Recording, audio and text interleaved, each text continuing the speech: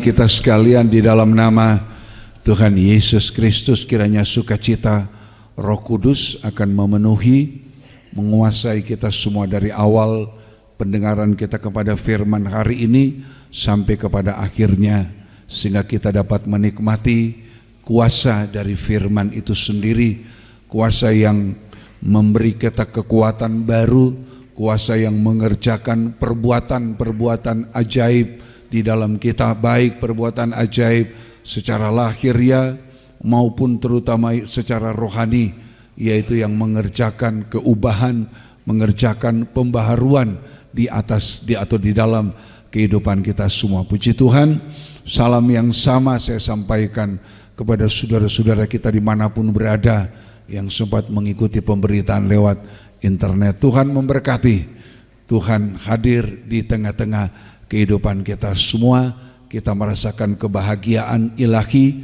dari Tuhan. Puji Tuhan, kita kembali kepada kitab Rut. Kita akan kembali memeriksa Rut Fatsal yang kedua. Kita sudah sampai kepada pengertian tentang mengumpulkan gandum. Ya, pengertian tentang mengumpulkan gandum. Ada dua pengertian yang saya sudah sampaikan. Yang pertama, saku mengumpulkan gandum itu atau jelai itu menghargai setiap perkataan firman. Ya, menghargai setiap perkataan firman dengan sungguh-sungguh sampai kepada bisa percaya yakin untuk bisa taat dan dengar-dengaran kepada kehendak Allah. 1 Tesalonika 2 ayat 13 kita membaca ulang, mengingatkan untuk kita semua. 1 Tesalonika 2 ayat yang ke-13. Ini sikap yang benar terhadap firman, maka hasilnya kita akan alami bahwa firman itu begitu ajaib di dalam hidup kita. Dan karena itulah kami tidak putus-putusnya mengucap syukur juga kepada Allah. Ya. Sebab kamu telah menerima firman Allah yang kami beritakan itu. Kamu sudah menerima firman Allah, ya, kamu sudah menerima firman Allah. Ini cuma di Tesalonika mereka menerima firman, percaya yakin, bukan menerima dalam keadaan yang baik, dalam situasi hidup yang baik, tapi mereka menerima ini di tengah-tengah penderitaan, di tengah-tengah berbagai masalah. Ada kesulitan, ada kesukaran, tapi mereka mendapat kasih karunia untuk menerima firman Allah yang diberitakan itu bukan sebagai perkataan manusia, sebagai khotbah manusia, bukan sebagai perkataan manusia. Sebab kalau cuma menerima firman Allah sebagai perkataan manusia, maka pasti ujung-ujungnya adalah manusia itu yang dimuliakan. Orang kemudian akan berkomentar, waduh, hebat pendetanya ya, hebat gembalanya. Nanti cuma sampai di situ, karena menerima firman hanya sebagai perkataan manusia. Ya, saya ulangi, ujung-ujungnya itu adalah manusianya yang dimuliakan, manusianya yang ditinggikan, manusianya yang dibesarkan. Maka itu satu kerugian. Ya, tapi cuma Tesalonika, di tengah-tengah segala aniaya penderitaan mereka menerima firman Allah bukan sebagai perkataan manusia, tetapi dan memang sungguh-sungguh demikian. Memang sungguh-sungguh demikian sebagai firman Allah. Sebagai firman Allah yang bekerja juga di dalam kamu yang percaya. Iya, yang bekerja di dalam setiap orang yang percaya kepada firman, bukan karena perkataan manusia. Dalam Fatsal 1 dari suratan Tesalonika itu, Fatsal 1 ayat 5 dan ayat yang ke-6. Sebab Injil yang kami beritakan bukan disampaikan kepada kamu dengan kata-kata saja. Ini ya, Rasul Paulus, aku menyampaikan, mengingatkan bahwa pemberitaan firman kami bukan sekedar kata-kata, jalinan kata, hubungan kata yang satu dengan kata yang lain. Bukan sekedar kata-kata saja, tetapi juga dengan kekuatan oleh Roh Kudus, dengan kekuatan Roh Kudus dan dengan suara kepastian yang kokoh, sehingga memberi kepastian. Jadi Pemberitaan firman bukan hanya tadi saya bilang jalinan atau rangkaian kata demi kata, kalimat demi kalimat. Ya, bukan sekedar itu, tapi dengan kuasa, dengan kekuatan Roh Kudus, dengan suatu kepastian yang kokoh, sehingga kita yang mendengarkan, selaku kita yang percaya, maka firman itu memberi kepastian. Ya, tidak diragukan. Memberi kepastian. Setiap perkataan firman, setiap kalimat firman itu memberi kepastian kepada kita. Ya terus. Memang kamu tahu bagaimana kami bekerja di antara kamu oleh karena kami. Iya, ayat yang ke-6. Dan kamu telah menjadi penurut kami. Kamu menjadi penurut kami. Dan penurut Tuhan. Dia. Dalam penindasan yang berat. Dalam penindasan yang berat. Kamu telah mendengar firman itu, sudah menerima firman itu dengan sukacita, ya, yang dikerjakan oleh Roh Kudus. Oh, haleluya. Kamu menerima firman itu dengan sukacita yang dikerjakan oleh Roh Kudus. Itu yang disebut ayat 13 pasal 2 tadi. Rasul Paulus mengatakan, kamu sudah menerima firman bukan sebagai perkataan manusia. Supaya kalau cuma perkataan manusia, nanti di tengah-tengah aniaya, di tengah-tengah penindasan, di tengah-tengah kesulitan, kesukaran hidup, orang kemudian bisa menjadi ragu. Apa pendeta itu bisa tolong saya? Apa gembala bisa tolong saya? Kan begitu. Tapi karena menerima firman sebagai perkataan Tuhan, maka penindasan, halangan, kekurangan, kesulitan, kesukaran hidup tidak menjadi halangan untuk jemaat di Tesalonika percaya, yakin kepada firman Allah, sehingga menghasilkan sukacita dari Roh Kudus di tengah-tengah aniaya, di tengah-tengah penindasan. Begitu hebat, ya. Nah ini adalah sikap dari Rut ketika berada di ladang Boas, mengumpulkan jelai, mengumpulkan gandum. Arti pertama dari mengumpulkan gandum atau jelai itu adalah sikap yang sangat menghargai setiap butir jelai, butir gandum. Sikap yang sangat menghargai setiap perkataan firman, sampai bisa percaya, yakin kepada firman. Ini harus jadi sikap kita dalam setiap kali mendengarkan firman. Firman itu tadi suatu kekokohan. Bilangan 23, Allah tidak berdusta dengan firman-Nya. Karena itu kita harus belajar memiliki sikap seperti Rut, mengumpulkan butiran demi butiran yang kemudian menghasilkan kelimpahan. Satu eva saya ulang itu sama dengan 10 gomer. Ya, lebih dari yang diterima oleh Israel. Ketika Israel berjalan di padang gurun, mereka cuma dipelihara 1 hari dengan 1 gomer. Tapi Rut dalam 1 hari bisa mengumpulkan 1 eva sama dengan 10 gomer. Sekoya firman membawa kepada bukan cuma kepuasan, tapi memberi kelimpahan di tengah-tengah kekurangan, di tengah-tengah kesulitan, di tengah-tengah masalah. Firman bisa memberi kita kepuasan, memberi perhentian, sampai kepada kita menikmati kelimpahan dari kekayaan Kristus yang dinyatakan di dalam firman. Kata Efesus pasal yang keempat, Sekoya Rut sebagai bangsa kafir di ladang Boas. Kita adalah bangsa kafir yang menjadi percaya. Rasul Paulus, rasul menjadi pemberita untuk bangsa kafir, untuk menyatakan kekayaan Kristus yang tidak terduga. Itu yang dialami oleh Rut, menerima kelimpahan yang tidak terduga. Ya, tadi saya bilang 1 gomer itu kepuasan, itu perhentian, tapi juga itu kelimpahan.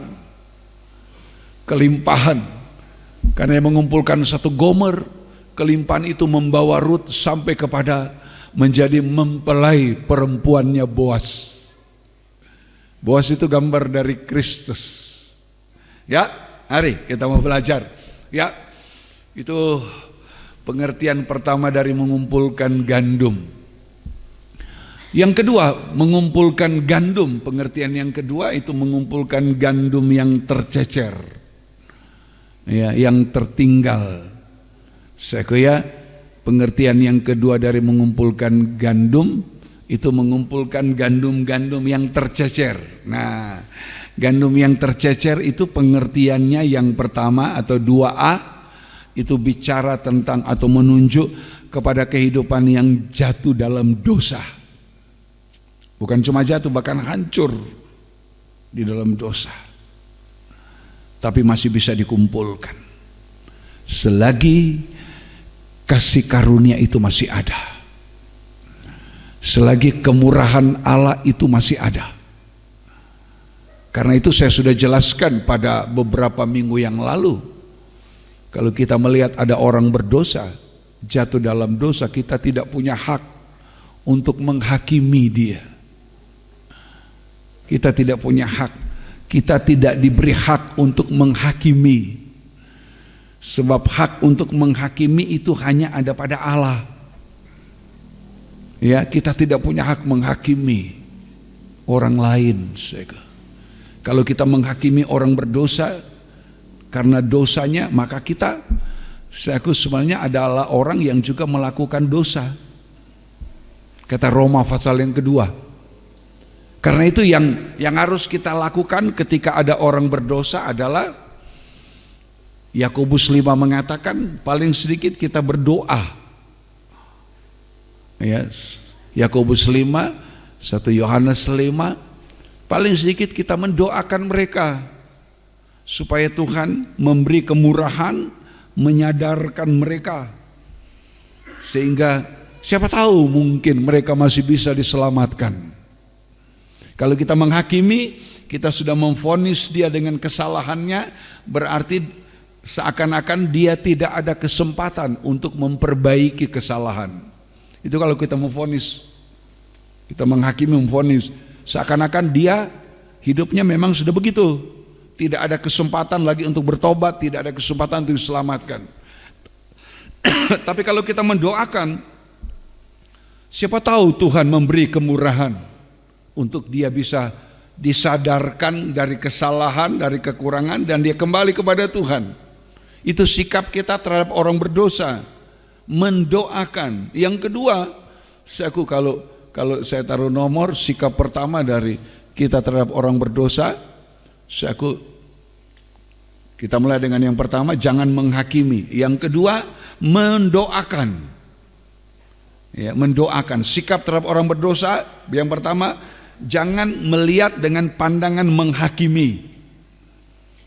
Ya, jangan menghakimi. Itu yang pertama. Yang kedua, mendoakan. Ya, mendoakan mereka. Yang ketiga, kalau kita melihat orang berdosa itu adalah menuntun mereka kepada jalan yang benar. Nah, ini rasanya sulit. Ya, kalau mau menuntun, kadang-kadang ada orang yang memang tidak mau dituntun kepada kebenaran karena dia merasa dia benar. Nah, tadi saya mengatakan yang paling gampang yang bisa kita lakukan untuk menolong orang berdosa itu adalah mendoakan mereka. Karena menuntun belum tentu, apalagi dia merasa dia lebih dari kita, lebih pintar, lebih kaya, lebih terhormat. Ketika kita mau menuntun dia pada yang benar, belum tentu dia mau terima. Karena itu yang paling gampang adalah mendoakan. Tanpa dia tahu, kita bisa berdoa untuk dia. Tuhan, mungkin dia tidak sadar, dia sedang melakukan kesalahan, dia sedang dalam dosa. Tuhan, selamatkan dia. Tuhan, beri dia kemurahan. Tuhan, ingatkan dia kepada korbanmu. Dia tidak tahu, tapi kita doakan. Itu memang tugas kita. Tugas dari setiap orang yang merasa diselamatkan, dia punya tanggung jawab menyelamatkan orang lain. Jangan merasa selamat sendiri. Ketika kita merasa kita diselamatkan dari dosa, padahal kita mestinya tidak layak, tidak ada harapan untuk diselamatkan, tapi ternyata Tuhan menyelamatkan, maka tugas kita adalah membagi keselamatan itu dengan orang lain. Paling sedikit adalah mendoakan orang lain. Kata Rasul Yohanes, jangan mau selamat, selamat sendiri. Nanti masuk surga sendiri. Dia nanti berpikir, waduh, cuma saya masuk surga, betapa sepinya saya di surga. Saya tidak, bukan itu ya, itu hanya analogi saja. Tapi yang benar adalah kalau kita melihat orang berbuat dosa, maka kita punya tugas untuk mendoakan. Ya, untuk mendoakan. Coba 1 Yohanes pasal yang kelima, kita ulangi, mengingatkan saja ini. 1 Yohanes 5 ayatnya yang ke-16. Kalau ada seorang melihat saudaranya berbuat dosa, ya, kalau engkau melihat saudara berbuat dosa, yaitu dosa yang tidak mendatangkan maut, ya, dosa yang tidak mendatangkan maut, hendaklah ia berdoa kepada Allah, ya, dan Dia akan memberikan hidup kepadanya. Ya, itu. Hendaklah ia berdoa kepada Allah, dan Allah akan memberikan hidup kepadanya, mengaruniakan keselamatan. Gitu kan? Karena itu lebih baik begitu kan, berdoa, mendoakan daripada menghakimi. Tadi saya bilang kalau kita menghakimi dia, Roma 2 mengatakan ya kita menghakimi dia karena dia orang berdosa. Kita juga sama berbuat dosa, kata Roma 2. Ya. Kita tidak berbuat dosa seperti yang dia lakukan, tapi kita berbuat dosa yang lain. Sama kita dalam dosa. Kita menghakimi umpamanya orang, waduh, betapa jahatnya dia sampai bisa membunuh. Kita tidak membunuh, tapi kita ada kebencian, sama. Ya. Suratan Yohanes bilang, kalau kita hidup dalam kebencian, kita sama. Ya, dalam suratan 1 Yohanes 3, kalau kita hidup dalam kebencian, kita sama dengan membunuh. Itu kan? Yang membunuh, orang bisa bilang betapa jahatnya orang itu. Masa ayahnya dibunuh? Kan begitu. Banyak terjadi hari-hari ini kan. Ayah bunuh orang tua bunuh anak, dan lain sebagainya. Ada seorang ibu membunuh anaknya yang baru berusia berapa bulan itu dengan lebih dari 10 tusukan. Yes, hampir semua badan lubang dengan pisau. Kemudian kita mengatakan betapa jahatnya ibu membunuh anak, betapa jahatnya seorang anak membunuh orang tua. Tapi di pihak lain kita mungkin adalah seorang anak yang menaruh kebencian kepada orang tua. Kan sama saja. Gitu? Karena itu paling baik, paling gampang mendoakan daripada menghakimi. Kan gitu. Ya. 1 Yohanes. 1 Yohanes ayat 1 Yohanes 3, coba kita beralih sebentar. 1 Yohanes 3. 1 Yohanes pasal yang ketiga ayat 14. Kita tahu bahwa kita sudah berpindah dari dalam maut ke dalam hidup. Terus, yaitu karena kita mengasihi saudara kita. Ya. Barang siapa tidak mengasihi, ia tetap di dalam maut. Di ayat ini saja kita sudah lihat, kita tahu bahwa kita sudah berpindah dari dalam maut kepada hidup. Kalau kita mengasihi saudara, bagaimana kita bisa mengasihi saudara? Salah satunya praktek kita mengasihi saudara adalah kalau kita lihat dia dalam dosa, kita mendoakan untuk keselamatan. Itu kasih. Itu salah satu praktek mengasihi saudara. Ya, mengasihi saudara. Mungkin kita merasa kita tidak cukup punya harta untuk bisa membagi, karena kita dalam kekurangan, lain kali dijadikan alasan. Saya suka memberi, tapi saya sendiri dalam kekurangan. Oke lah. Tapi kalau engkau lihat saudara dalam kekurangan karena dosa, praktik kita harus mengasihi dia, supaya kita jadi orang yang pindah dari dalam maut kepada hidup, adalah kita mendoakan dia. Sekalipun dia membenci kita, kita mungkin mendoakan, Tuhan berkati dia, ampuni dia kalau kesalahan, dan berkati dia, biar dia dipenuhi dengan berkat-Mu, supaya dia dipenuhi, hatinya dipenuhi dengan sukacita. Tapi jangan setelah dia diberkati, saudara iri hati. Kalau saya tahu saya tidak berdoa, buktinya dia lebih banyak harta dari saya, padahal saya yang berdoa. Hati-hati, ya, bukan kita, Tuhan. Kita tahu kita sudah pindah dari dalam maut maut kepada hidup. Kalau kita mengasihi saudara kita, barang siapa tidak mengasihi, ia tetap dalam maut. 15. Setiap orang yang membenci saudaranya, setiap orang yang membenci saudaranya adalah seorang pembunuh manusia. Coba, ya, kita bisa, tadi saya bilang, kita bisa menghakimi betapa jahatnya orang itu sampai tega membunuh, rela membunuh. Tapi kita tidak pernah mau mengatakan betapa jahatnya saya, selama bertahun-tahun saya hidup dalam kebencian. Nah, pernah enggak ada menghakimi diri sendiri karena dia hidup dalam kebencian? Karena itu tidak boleh menghakimi. Mendoakan. Kembali 1 Yohanes 5. Ya, kalau engkau lihat saudaramu berbuat dosa yang tidak mendatangkan maut, doakan dan Allah akan memberi hidup kepadanya. Ayat 16, yaitu mereka yang berbuat dosa yang tidak mendatangkan maut. Ada dosa yang mendatangkan maut, ada dosa yang mendatangkan maut. Tentang itu tidak kukatakan bahwa ia harus berdoa. Ya. Semua kejahatan adalah dosa. Tetapi ada dosa yang tidak mendatangkan maut. Iya. Ada dosa yang tidak mendatangkan maut. Semua kejahatan itu dosa. Tapi ada dosa yang tidak mendatangkan maut. Dosa yang tidak mendatangkan maut, yang paling gampang saya jelaskan, itu adalah dosa yang diakui. Ketika kita lihat, aduh, orang ini kok bikin dosa begini, tapi dosa itu masih bisa diampuni. Dosa yang tidak bisa diampuni itu dosa yang menghujat Roh Kudus. Ya, itu dosa yang tidak bisa diampuni, itu dosa yang mendatangkan maut, itu adalah dosa menghujat Roh Kudus.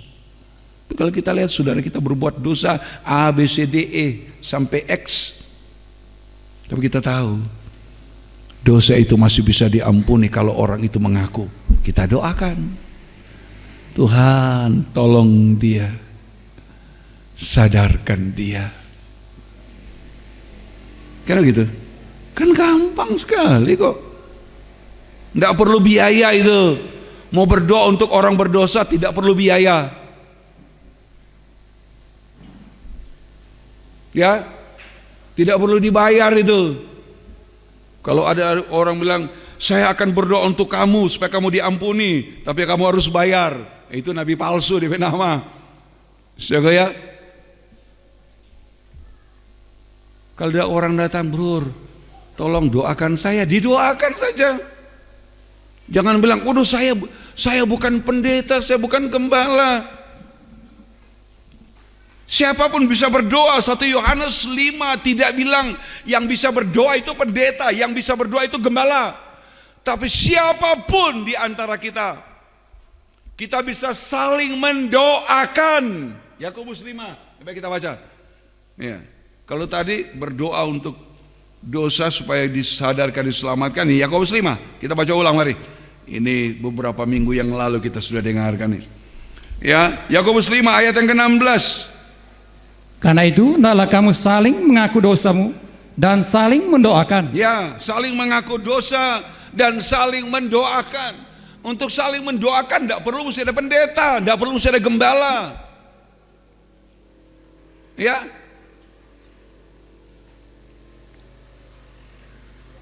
Ketika kita ada masalah, ada orang di dekat kita, minta tolong doakan saya, bantu doa saya, kan begitu. Doakan saya lagi ada masalah. Tidak perlu mesti pendeta, tidak mesti cari gembala. Ada sesama teman, Mungkin lagi di sawah, sama-sama lagi apa namanya? Menuai padi, panen padi, lagi makan, istirahat makan, bisa curhat. Kita ada masalah begini, tolong doakan nih, tolong mantu. Itu sudah berguna sekali itu. Jangan yang diminta, oh enggak, saya bukan pendeta. Enggak, ini ayat ini enggak bilang pendeta, enggak bilang gembala. Sesama kita. Karena itu hendaklah kamu saling mengaku dosamu dan saling mendoakan supaya kamu sembuh. Supaya kamu sembuh.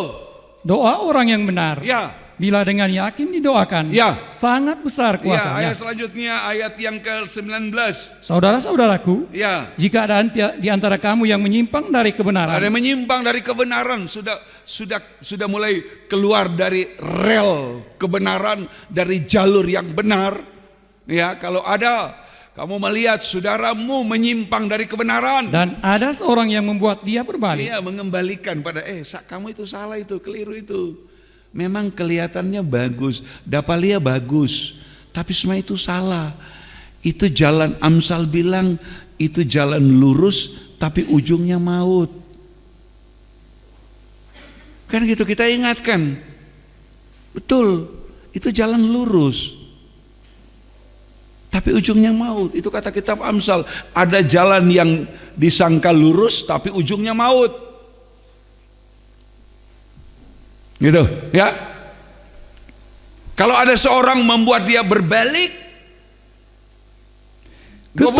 ketahuilah bahwa barang siapa membuat orang berdosa berbalik dari jalannya yang sesat, orang berdosa berbalik dari jalan yang sesat, ia akan menyelamatkan jiwa orang itu dari maut dan menutupi banyak dosa. Dia menyelamatkan. Saya ini daripada menghakimi orang berdosa, lebih baik didoakan, lebih baik dituntun. Karena Tuhan peduli, Tuhan mengasihi orang berdosa, Tuhan membenci orang berdosa, Tuhan membenci dosa, tapi Tuhan mengasihi orang berdosa. Untuk hal itu dia rela datang mengganti. Markus 10, Injil Markus 10. Ini mengumpulkan gandum yang tercecer, ya. Jadi gandum yang tercecer itu orang jatuh dalam dosa, jangan dihakimi, didoakan, dituntun. Karena dia itu adalah milik Allah. Dia sudah ditebus oleh Tuhan. Kalau kita merasa kita ini miliknya Tuhan, ingat, dia juga orang berdosa itu milik Tuhan. Cuma karena kelengahannya, cuma karena kelemahannya dia jatuh dalam dosa. Dia perlu diselamatkan. Ya, Markus 10 ayat yang ke-45. Karena anak manusia juga datang bukan untuk dilayani, ya, melainkan untuk melayani dan untuk memberikan nyawanya menjadi tebusan bagi banyak orang. Dia berikan nyawanya sebagai tebusan. Tebusan itu adalah harga yang dibayarkan untuk membebaskan orang berdosa. Itu yang dilakukan oleh Tuhan. Kalau Allah sendiri, kalau Allah saja mencari orang berdosa untuk diselamatkan, kenapa kita harus menghukum mereka? Kenapa kita manusia harus menghukum, harus menghakiminya? Kalau Allah saja menyelamatkan, untuk menyelamatkan dia kirim anaknya. Dia rela, dia senang korbankan anaknya untuk bisa menyelamatkan. Kenapa kita membenci? Kita membenci dosa, tapi jangan membenci orang berdosa. Kita benci dosanya, tapi jangan membenci dia. Ya, kita harus jadi sikap.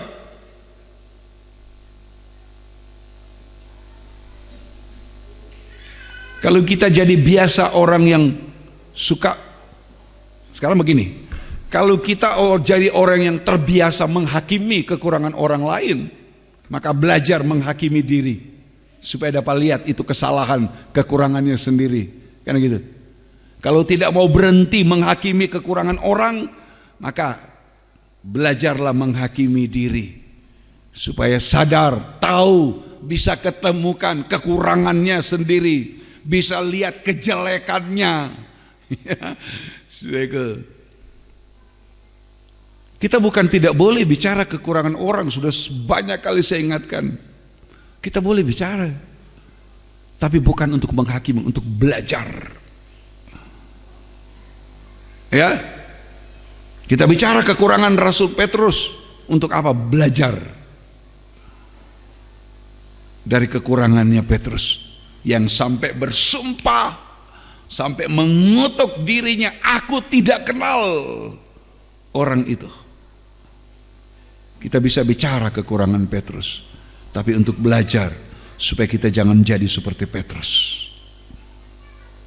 Kita bisa bicara tentang Yudas, cuma gara-gara 30 keping perak sudah dipilih oleh Tuhan, diutus, diberi kuasa,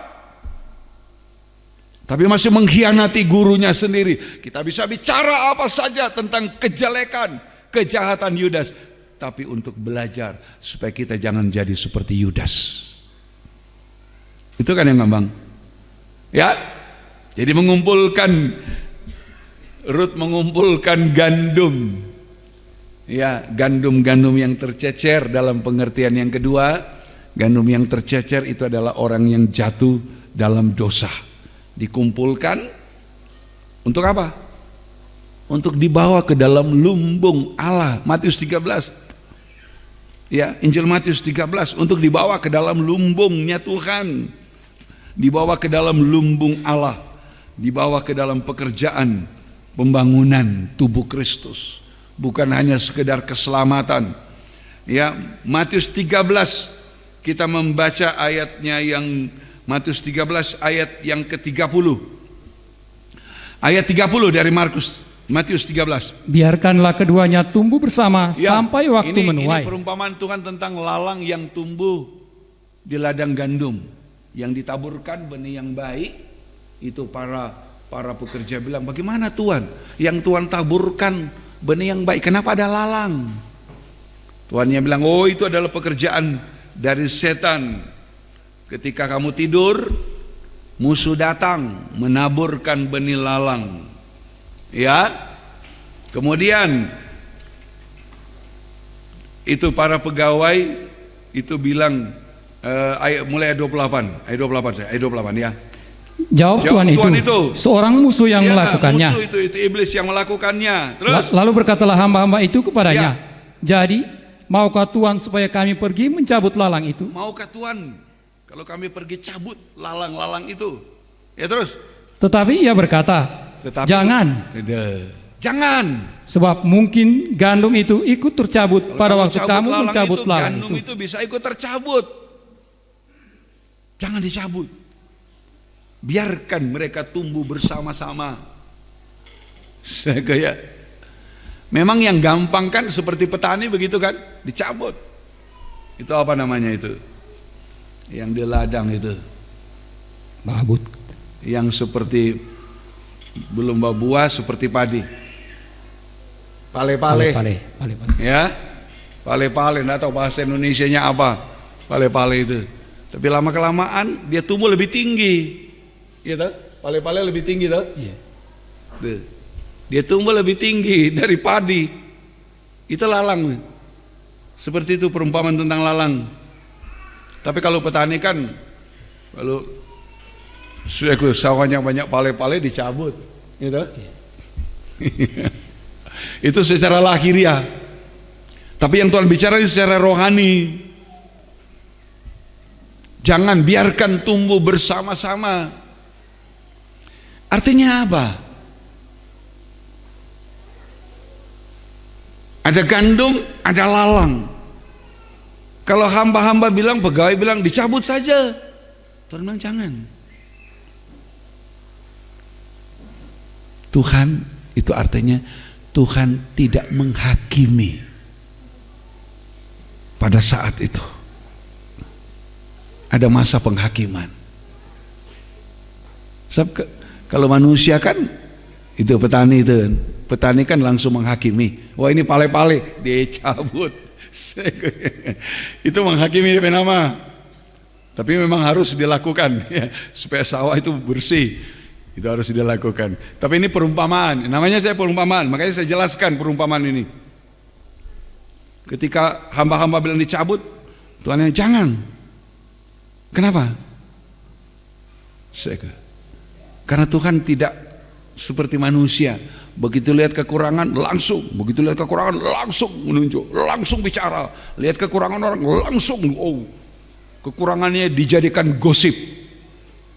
Tuhan jangan, biarkan dia tumbuh. Sehingga ya, itu yang kita bahas beberapa waktu yang lalu. Kalau manusia lihat kekurangan orang, wah langsung jadi cerita kekurangannya. Saya lihat orang berpakaian, saya langsung cerita. Kalau ceritanya bagus tidak apa-apa. Ini cerita, wah kok masa berpakaian modelnya begitu? Itu kan modelnya jadul. Loh, daripada menghakimi itu model jadul zaman dulu, belikan dikasih. Iya tak? Iya tak? Mana lebih bagus?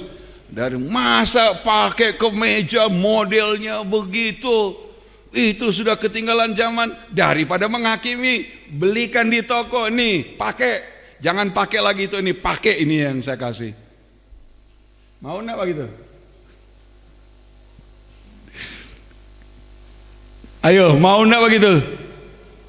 Makanya jangan jadi kebiasaan.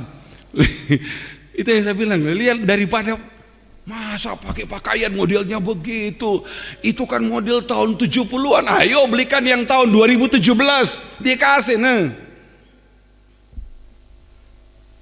Masa ibu-ibu enggak jadi ibu-ibu modern, itu ibu-ibu model tahun 80-an. Itu kan baju tahun 80-an. Ayo Bu, mari saya ajak ke butik, pilih aja ini yang paling murah 500.000. Ibu mau beli yang mana supaya pakai yang modern? Mau enggak begitu? Enggak kan? Makanya kalau kita tidak bisa berbuat, jangan menghakimi, kan begitu. Itu saya kalau lihat dengar orang begitu, saya aduh, kamu ngomong kasihlah uang kok supaya dia beli, pada bicara. Saya lebih baik kan doakan. Ayo kalau lihat model pakaian tahun 70, Tuhan beri dia berkat supaya dia bisa beli pakaian model tahun 2017. Pernah enggak berdoa begitu? Nah, enggak pernah kok. Makanya iya.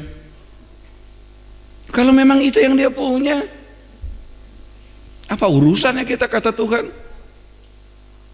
Jatuh bangunnya dia, apa urusannya kita? Urusan Tuhan. Kalau kita sendiri tidak bisa berbuat, serahkan dia kepada urusan Tuhan daripada menghakimi, kan gitu. Itu Tuhan lihat, begitu ada lalang, jangan dicabut, biar dia tumbuh. Tuh. Ya, terus ayat 30. Biarkanlah keduanya tumbuh bersama sampai waktu menuai. Biarkan tumbuh bersama. Ada masa penghakiman, ada masa penuaian, ada masa pengirikan. Biarkan keduanya tumbuh bersama-sama sampai waktu menuai. Pada waktu itu, aku akan berkata kepada para penuai. Aku akan berkata kepada para penuai. Kumpulkanlah dahulu lalang itu. Dan ikatlah berbekas-berkas untuk dibakar. Ikat berbekas-berkas untuk dibakar. Kemudian kumpulkanlah gandum itu ke dalam lumbungku. Iya. Gandum itu dibawa ke lumbung. Gandum jelai yang tercecer dikumpulkan, dibawa ke dalam lumbung Allah, dibawa ke dalam keselamatan, dibawa ke dalam persekutuan tubuh Kristus. Lumbung Allah itu bicara tentang keselamatan, lumbung Allah itu bicara tentang persekutuan di dalam tubuh Kristus. Itu yang dikerjakan oleh Tuhan.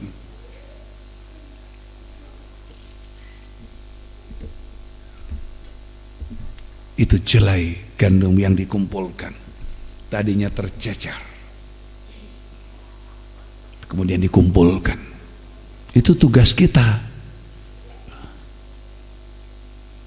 Itu bukan cuma tugas pendeta, bukan tugas seorang hamba Tuhan, seorang gembala, itu tugas kita semua. Tadi kan kalau kita lihat ada orang berdosa, berdoa. Kalau lihat ada orang menyimpang dari kebenaran, tuntun dia supaya dia bisa sampai ke lumbung. Itu tugas kita semua, saudaraku. Ya, itu tugas kita semua. Anak sekolah minggu saja sudah tahu tugas ini, masa orang dewasa tidak tahu? Anak sekolah minggu sudah tahu toh? Coba kalau mereka nyanyi, tanganku, ya toh? Kerja buat Tuhan, mulutku memuji namanya, kakiku berjalan cari jiwa. Itu orang-orang tersesat, itu orang-orang berdosa.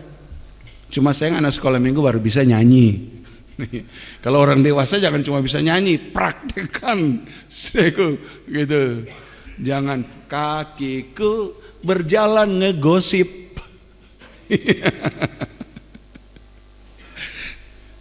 Ya, orang dewasa jangan,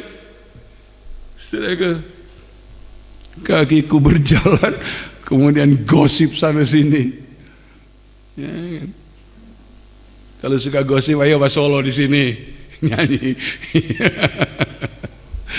Ya, Tuhan mau kita indah. Itu hal mengumpulkan gandum tercecer orang berdosa. Yang kedua, gandum tercecer itu bicara tentang kehidupan yang tidak tergembala. Ya, yang pertama gandum tercecer orang berdosa, yang dikumpulkan mau dibawa ke lumbung Allah. Yang kedua, gandum tercecer atau jelai tercecer itu kehidupan yang tidak tergembala. Itu tanda nomor B, kehidupan yang tidak tergembala, kehidupan yang berada di luar penggembalaan. Ada di ladang, tapi tercecer, tidak tergembala. Merasa ada di dalam Tuhan tapi tidak. Ya, ada di ladang. Minggu lalu kita bahas tentang kita ini ladang Tuhan, itu adalah hidup kita. Sebab Tuhan bilang, ladang kamu adalah bangunan Allah, ladang Allah. Seringkali kita tercecer. Kita ada di ladang. Seperti pegawainya Boas ketika mengumpulkan jelai gandum, ada yang tertinggal, ada yang terjatuh. Ketika dikumpulkan, itu dipersekutukan. Firman penggembalaan mempersekutukan. Tapi ada yang jatuh, tersisa, tercecer. Itu kehidupan yang tidak tergembala. Minggu yang lalu kita bahas tentang satu gereja belum tentu satu tubuh Kristus. Hari ini kita dengar ada di dalam penggembalaan, ada di ladang Tuhan. Ladang Tuhan itu ladang penggembalaan. Ada di dalam Tuhan, tapi belum tentu hidup itu tergembala.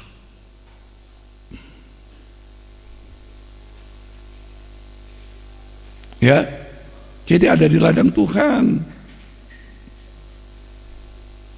tapi belum tentu kehidupan itu adalah kehidupan yang tergembala. Nah, sekarang kita mau lihat bagaimana kehidupan yang tergembala. Kita mau bicara kehidupan yang tidak tergembala, tapi saya mau mulai dengan seperti apa kehidupan yang tergembala. Kalau kita sudah mengerti ini, kita akan tahu seperti apa kehidupan yang tidak tergembala.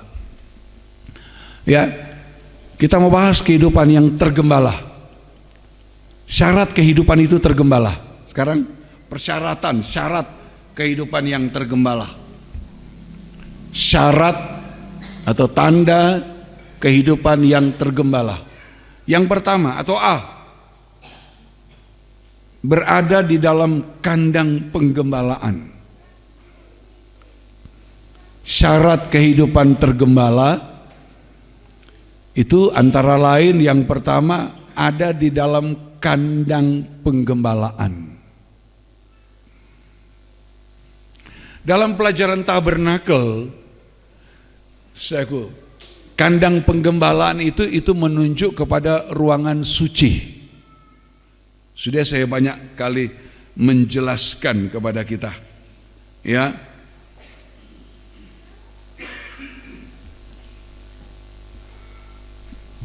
Jadi dalam pelajaran tabernakel, kandang penggembalaan yang disebut dengan kandang penggembalaan, tempat penggembalaan, itu adalah ruangan suci. Ya, berbeda dengan ruangan maha suci. Ruangan suci itu adalah tabernakel Allah yang ada di bumi. Kalau ruangan maha suci, tabernakel Allah yang di sorga. Ruangan suci sekarang itu menunjuk kepada tabernakel Allah yang ada di bumi. Ya, itu tabernakel Allah di bumi itu menunjuk kepada hidup kita. Tubuh kita adalah rumah Allah, tabernakel Allah di bumi. Sekuya juga adalah ladang Allah. Minggu lalu kita dengar. Ya. Jadi tubuh kita ini adalah rumah Allah. Itu ruangan suci yang ada di bumi. Sekali lagi ruangan maha suci itu ada di sorga. Ya, kesempurnaan. Tapi di bumi itu adalah ruangan suci. Ruangan suci itu menuju kepada kandang, tempat penggembalaan. Ruangan suci itu hidup kita. Hidup kita harus tergembala. Ya. Saya ulangi. Ya, kandang atau tempat penggembalaan dalam pelajaran tabernakel itu menunjuk kepada ruangan suci. Kita bisa lihat ya, itu menunjuk kepada ruangan suci. Itu ruangan suci itu adalah tabernakel Allah di bumi. Nah, tabernakel Allah di bumi itu adalah menunjuk hidup kita. Rasul Paulus mengatakan, tidak tahukah kamu bahwa tubuhmu adalah rumah Allah, bait Allah yang kudus. Itu tabernakel Allah di bumi, ruangan suci. Hidup kita. Ya. Nah, hidup kita yang suci, bait suci ini tabernakel di bumi. Ya. Ini kita hanya bisa menjadi suci kalau kita hidup berada di dalam kandang penggembalaan. Di dalam ruangan suci di tabernakel yang dibangun Musa, itu di situ ada 3 alat. Ada meja roti sajian. Ya, ada pelita emas, juga ada yang namanya mezbah dupah. 3 alat. Itu isi dari ruangan suci. Itu isi dari kandang penggembalaan. Jadi berada di dalam kandang penggembalaan itu artinya kita hidup dalam persekutuan dengan 3 macam alat ini. Ini yang akan menghasilkan tubuh kita yang bait Allah ini menjadi kudus. Ya, semoga bisa dimengerti kalimat-kalimat ini. Di dalam ruangan suci itu ada 3 alat, ada meja roti sajian. Ya, meja roti sajian ini kalau dalam ibadah, dalam pelayanan itu adalah suatu kebaktian kita, suatu yang disebut dengan pendalaman Alkitab. Sebab 3 macam alat ini juga menunjuk kepada 3 macam ibadah, bukan 3 kali, 3 macam ibadah. Masing-masing ibadah itu ada tanda-tanda secara khusus. Ya, ada tanda khusus, ada tanda yang membedakan antara 3 alat itu. Ya. Jadi kalau dalam sistem ibadah 3 macam alat ini menunjuk kepada 3 macam ibadah kita. meja roti sajian itu ibadah kita yang kita kenal dengan pendalaman Alkitab, studi, Bible study. Kalau pelita emas dalam ibadah kita kenal dengan ibadah semacam ini, ibadah raya, ibadah minggu kita. Sedangkan mezbah dupa, kalau dikaitkan dengan sistem ibadah itu ibadah doa, ibadah penyembahan kita. Itu 3 macam ibadah. Persekutuan kita dengan 3 macam ibadah ini akan menghasilkan kehidupan bait Allah yang suci. Itu akan menghasilkan kehidupan yang kudus. Kita tidak menjadi kudus secara instan. Seperti saudara beli makanan instan, hanya cukup dicelup air panas sudah bisa dimakan. Tidak, tapi menjadi kudus ini adalah berproses. Sudah kita ulang-ulangkan ini, saudaraku. Tapi jalan untuk menjadi kudus berproses ini, jalan ini sudah dibuka oleh Tuhan, sudah dikerjakan oleh Tuhan. Dari sejak sengsara kematiannya, kebangkitannya sampai kepada kenaikan ke surga, jalan ini sudah dibuka untuk kita menjadi kehidupan yang kudus. Dari mulai kita menjadi orang yang percaya. Orang yang percaya itu Tuhan mau, saudaraku. Orang percaya bukan sekedar hidup menjadi orang benar, dibenarkan, tapi orang percaya menjadi orang yang kudus. Nah, untuk menjadi kudus inilah, saudaraku, Tuhan sudah bukakan jalan bagi kita semua lewat darah anak domba Allah, lewat pekerjaan penebusan. Dia beri kita kesempatan lewat pekerjaan penebusan itulah kita bukan sekedar menjadi orang yang dibenarkan, tapi kita bisa menjadi orang yang dikuduskan. Orang yang dikuduskan inilah kemudian yang nanti masuk ke dalam kesempurnaan. Ibrani, kita lihat ya dalam suratan Ibrani. Haleluya. Ibrani pasal yang ke-10 ayat yang ke-19. Jadi saudara-saudara, oleh darah Yesus kita sekarang penuh keberanian dapat masuk ke dalam tempat Maha Kudus. Ya, oleh darah Yesus kita sekarang bisa masuk ke dalam tempat kudus, terjemahan baru. Terus karena Ia telah membuka jalan yang baru. Dia sudah buka jalan yang baru dan yang hidup bagi kita melalui tabir, yaitu dirinya sendiri. Iya, ketika dia disalibkan, ketika dia menyerahkan rohnya, nyawanya kepada Bapa, Alkitab mengatakan, maka lihat tirai di bait Allah itu terbelah.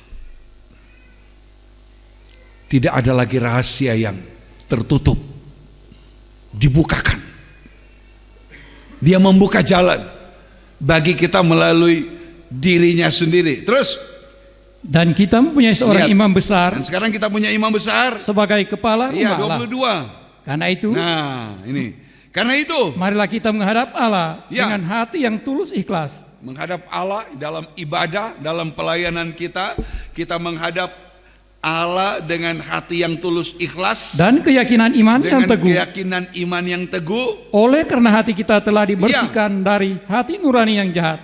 Dan tubuh kita telah dibasuh dengan air yang murni. Iya, makasih.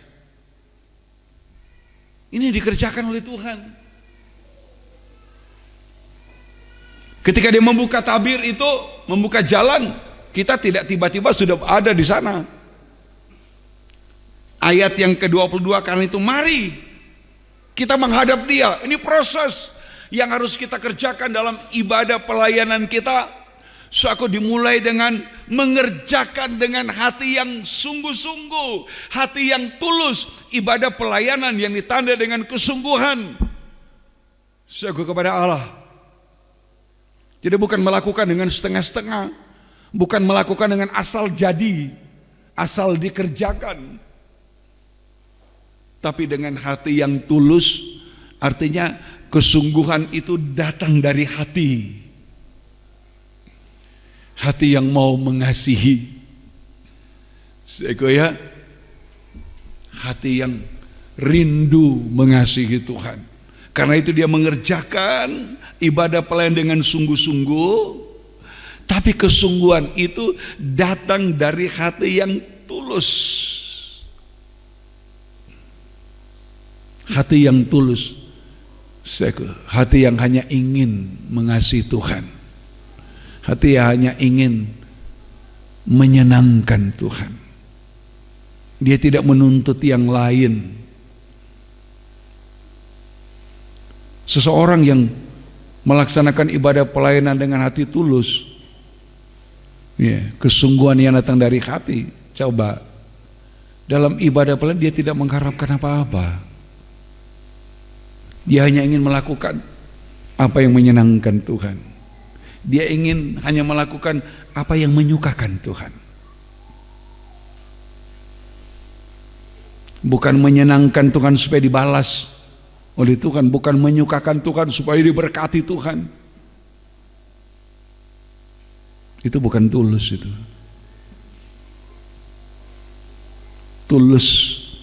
Tulus ikhlas. Artinya apa yang diperbuat kita tidak mengharapkan apa-apa kembaliannya. Ya, bagaimana? Tulus enggak, ikhlas enggak? Oh ya, saya ikhlas. Saya sudah ikhlaskan. Kalau ada orang meninggal, banyak kali ada kata-kata yang mengatakan, ya sudah ikhlaskan kepergiannya. Kita tidak mengharapkan dia balik, pergi sampai dikubur terus balik. Kan enggak. Itu tulus, menghadap Allah dengan hati yang tulus, ikhlas, kesungguhan yang datang dari hati yang ingin menyenangkan, ingin memuaskan Tuhan, ingin menyukakan hati Tuhan. Dalam ibadah pelayanan seperti itu kita tidak mengharapkan apa-apa. Kalau Tuhan memberi, iya. Kalau Tuhan mau memberi, iya, itu urusan Tuhan. Tapi kita tidak mengharapkan apa-apa ketika kita melakukan ibadah kita, pelayanan kita. Kalau kita melakukan ibadah pelayanan kita karena kita mengharapkan apa-apa, itu sistemnya dunia kan begitu. Itu sistem ekonomi dunia. Kalau ekonomi kerajaan Allah bukan begitu. Kalau ekonomi dunia, iya, kita berbuat, iya, karena mengharapkan kembaliannya. Siapa tahu dengan pertolongan kecil saya dapat besar. Siapa tahu dengan modal kecil saya dapat untung banyak. Nah itu ekonomi dunia begitu, memang begitu. Tapi kalau pakai istilah ekonomi kerajaan Allah, bukan begitu sistemnya, bukan begitu caranya.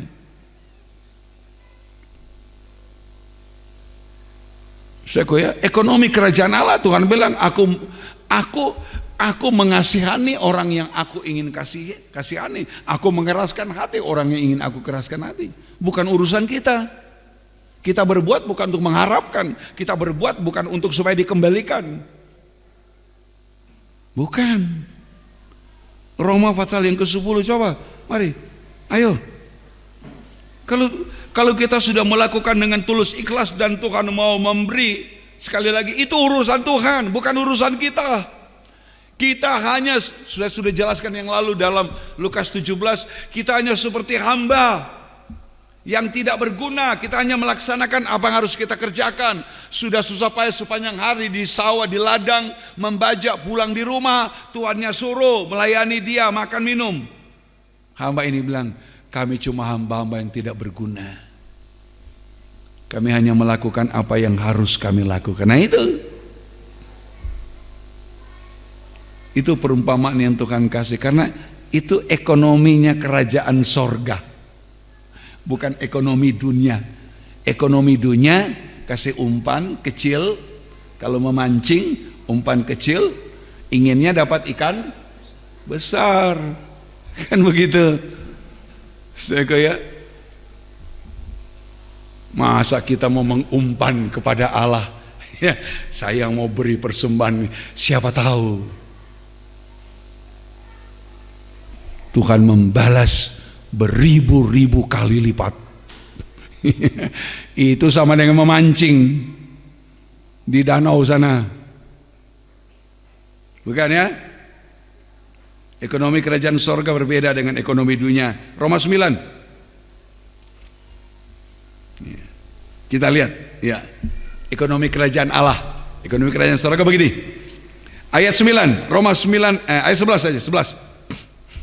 Sebab waktu anak-anak itu belum dilahirkan. Sebab waktu anak-anak itu belum dilahirkan dan belum melakukan yang baik atau yang jahat.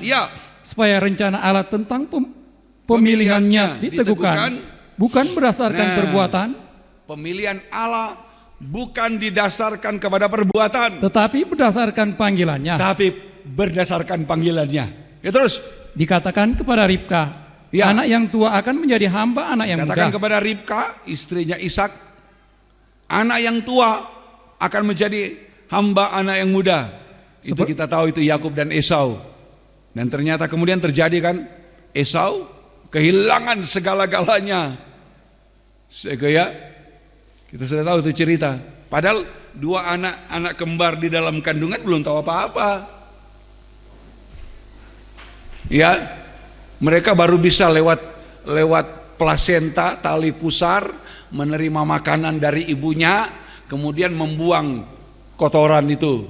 Setelah makanan itu diambil, itu fungsinya plasenta dari makanan yang dimakan ibunya,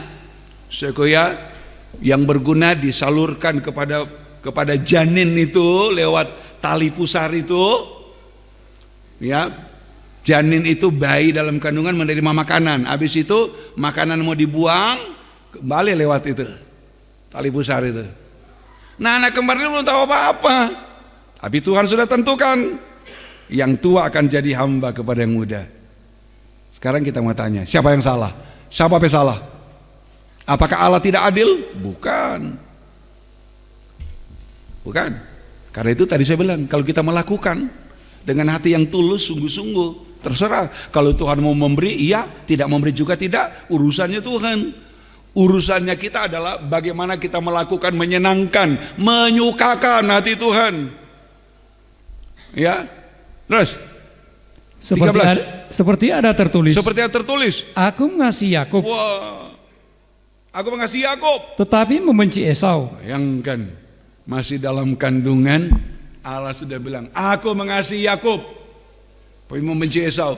Sekali lagi pertanyaan, apakah Esau bersalah dalam kandungan? Enggak. Apakah Allah tidak adil? Juga tidak. Bukan begitu. Tapi ini haknya Allah yang tidak bisa diganggu-gugat, tidak bisa dipaksakan oleh manusia. Karena itu jangan pernah coba dalam doa memaksa Allah. Jika demikian, buatlah yang menyenangkan, lakukan yang menyukakan Tuhan. Selanjutnya terserah Tuhan. Jangan memaksa Allah dengan perbuatan kita. Tuhan, saya sudah berbuat, kenapa saya begini? Saya sudah banyak berkorban, kenapa saya tidak diberkati? Loh, itu ekonomi dunia itu. Dunia itu begitu. Kerajaan sorga bukan ya? Terus, jika demikian, apakah yang hendak kita katakan? Apakah Allah tidak adil? Mustahil. Sebab ia berfirman kepada Musa, aku akan menaruh belas kasihan kepada siapa aku mau menaruh belas kasihan. Dan aku akan bermurah hati kepada siapa aku mau bermurah hati. 16, perhatikan. Jadi hal itu tidak tergantung pada kehendak orang atau usaha orang atau perbuatan orang, tetapi kepada kemurahan hati Allah. Makasih. Tapi kepada kemurahan hati Allah. Kalau kita ngerti ini, kita baru bisa melaksanakan ibadah, pelayanan dengan hati yang sungguh-sungguh, kesungguhan yang disertai dengan hati yang mengasihi Tuhan. Kalau kita mengerti Roma 9 ini, maka apapun yang akan kita kerjakan untuk Tuhan semata-mata hanya untuk menyenangkan.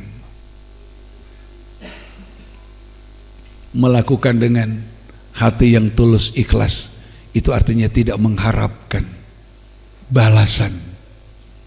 Kalau Tuhan mau memberi, itu Roma 9 ayat 16, itu urusan Tuhan. Tidak tergantung kepada kehendak saya atau perbuatan saya, tapi kepada kemurahan hati Allah.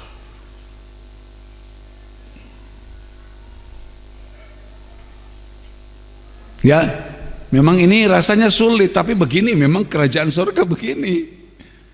Kita tidak bisa memaksakan Allah untuk harus melakukan seperti kehendak kita. Urusan Tuhan. Nah, orang yang tergembala, orang yang hidup tergembala ya akan begini. Kalau dia mengaku dia tergembala, tapi masih suka memaksakan kehendak pada Tuhan, itu bukan tergembala, mau jadi gembala. Orang yang tergembala dia akan terserah pada kehendak Tuhan. Seperti dua anak atau anak kembar dalam kandungan, itu dalam kandungan penggembalaan. Ya, hidup kita cuma kemurahan. Kita hanya berusaha jadi orang tergembala, kita berusaha melakukan yang terbaik untuk Tuhan. Kita berusaha melakukan apa yang menyenangkan Tuhan. Kita berusaha melakukan apa yang menyukakan Tuhan tanpa mengharapkan balasan. Toh kita percaya Tuhan menyediakan. Roma 8, kalau anaknya dia berikan, masa yang lain-lain dia tidak berikan? Itu kan? Anaknya saja yang dia kasih, dia korbankan untuk kita, apalagi yang lain-lain. Karena itu kita diajar jadi orang tergembala, itu orang yang selalu mau melakukan kehendak Allah dengan hati yang tulus, ikhlas. Demikian untuk hari ini. Kita masih akan bicara ini, syarat-syarat tergembala. Kita baru bicara sedikit tentang berada dalam kandang penggembalaan. Jika Tuhan belum datang, kita diberi umur panjang, kita masih akan lanjutkan ini. Apa itu berada di kandang penggembalaan? Kita bangkit berdiri.